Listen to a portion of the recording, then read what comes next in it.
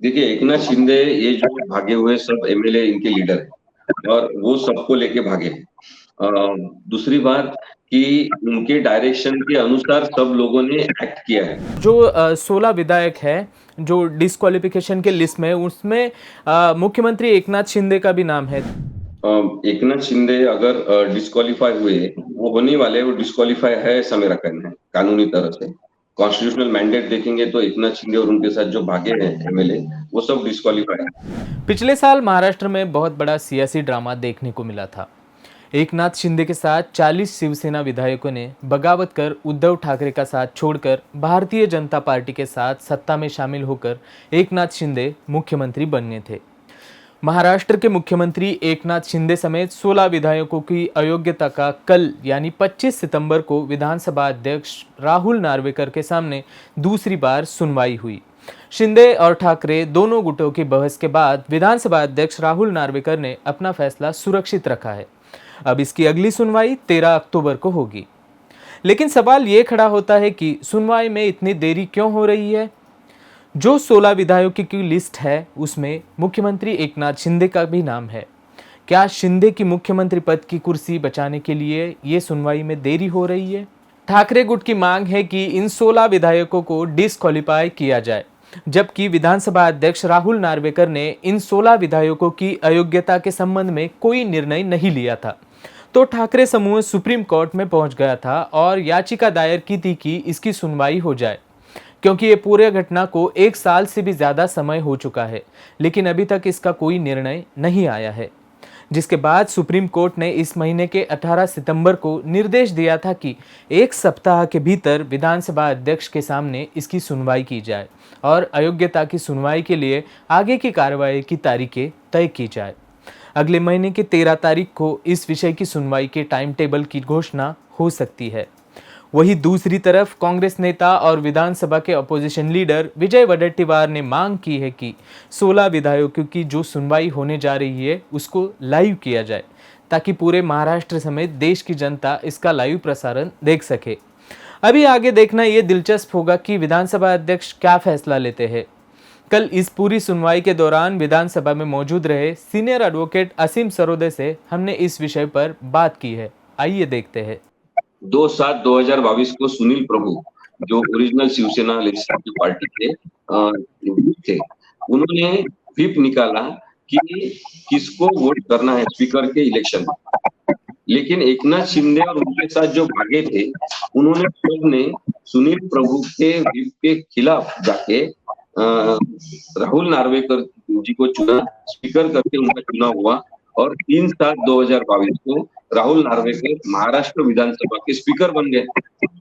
अगर Shiv Sena political party का whip आपने एक्सेप्ट नहीं किया, आपने उसके खिलाफ वोट किया है और ये भी बात आपने सुप्रीम कोर्ट में जो रिप्लाई दिया है उसमें एज अ फैक्ट एडमिट की है, तो फिर इसके ऊपर फिर से आप किस तरह से एविडेंस और क्रॉस एग्जामिनेशन करना चाहते हैं?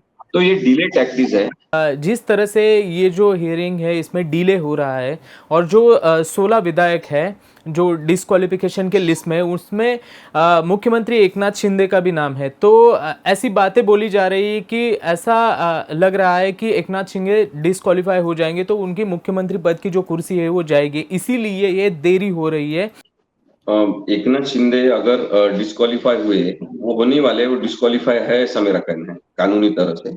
कॉन्स्टिट्यूशनल मैंडेट देखेंगे तो एकनाथ शिंदे और उनके साथ जो भागे हैं एमएलए, वो सब डिस्क्वालीफाई है। उनको डिक्लेयर करेंगे राहुल नार्वेकर जी, वो कब करते वो पता नहीं।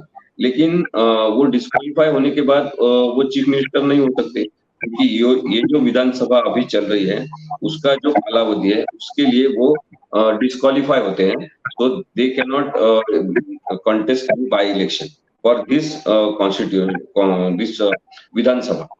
उसके बाद जो इलेक्शन होंगे उसमें वो खड़े हो सकते हैं। लेकिन ये देखने वाली बात है कि अभी अजीत दादा पवार बीजेपी के साथ मिले, तो शायद वो अपना एक बहुमत हासिल कर सकते हैं या इकट्ठा कर सकते हैं और फिर से कुछ नए चेहरे को हम देख पाएंगे। शायद अजीत दादा हो गए या राधाकृष्ण विखे पाटिल हमारे चीफ मिनिस्टर हो गए, ऐसे कोई हो सकते हैं जो नए चीफ मिनिस्टर हो।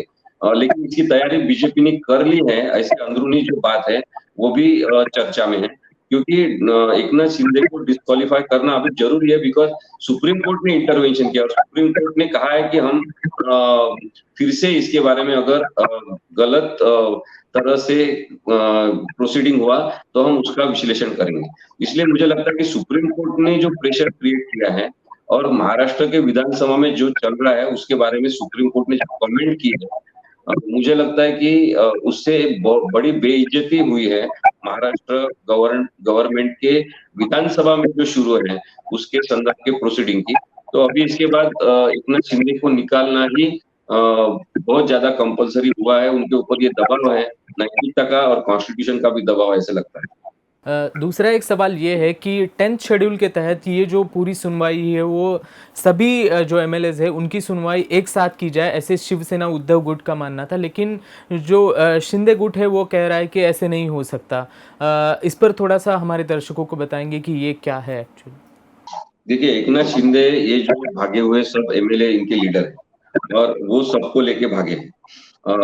दूसरी बात कि उनके डायरेक्शन के अनुसार सब लोगों ने एक्ट किया है, यानी कुछ लोग उनके साथ सूरत गए, फिर उन्होंने कुछ लोगों को और ज्यादा आमिष दिखा के सूरत में बुलाया या कुछ प्रेशर डाल के बुलाया होगा, वो पता नहीं।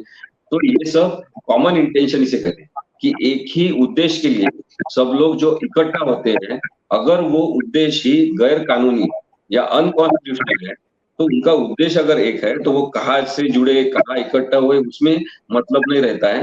उनका सभी का एम जो एंड ऑब्जेक्ट होते हैं, तो उनको एक ही चीज करनी थी कि ये सरकार गिराना है और हमें नया सरकार फॉर्म करना है जिसमें एकनाथ शिंदे को मुख्यमंत्री बनाना है। आखिरी सवाल है मेरा कि जैसे लीडर ऑफ अपोजिशन विजय वडेट्टीवार जी ने बताया था कि ये एक मांग की थी उन्होंने विधानसभा अध्यक्ष के से कि ये जो पूरी सुनवाई है वो पूरी लाइव की जाए ताकि पूरे महाराष्ट्र की जो जनता है या देश की जनता है इसको देखे, लेकिन ऐसा बोला जा रहा है कि वहाँ पर उन्होंने नाराज़गी जताई है। आपको क्या लगता है कि ये सुनावनी जो है वो लाइव होनी चाहिए आगे की या नहीं?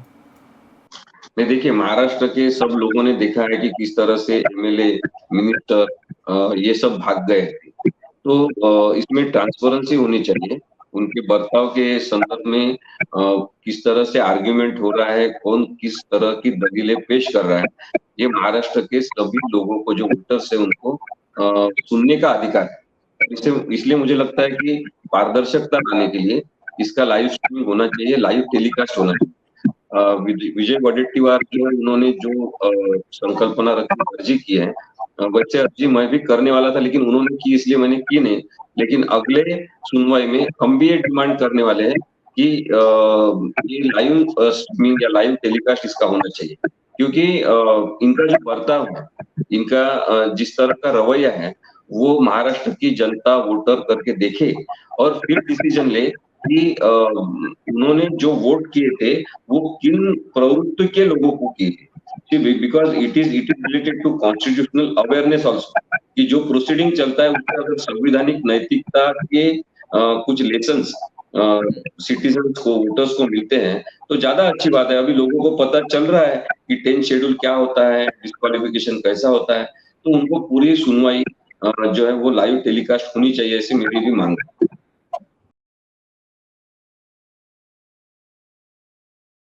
द वायर के और वीडियोस देखने के लिए सब्सक्राइब करें और बेल आइकन पर क्लिक करें।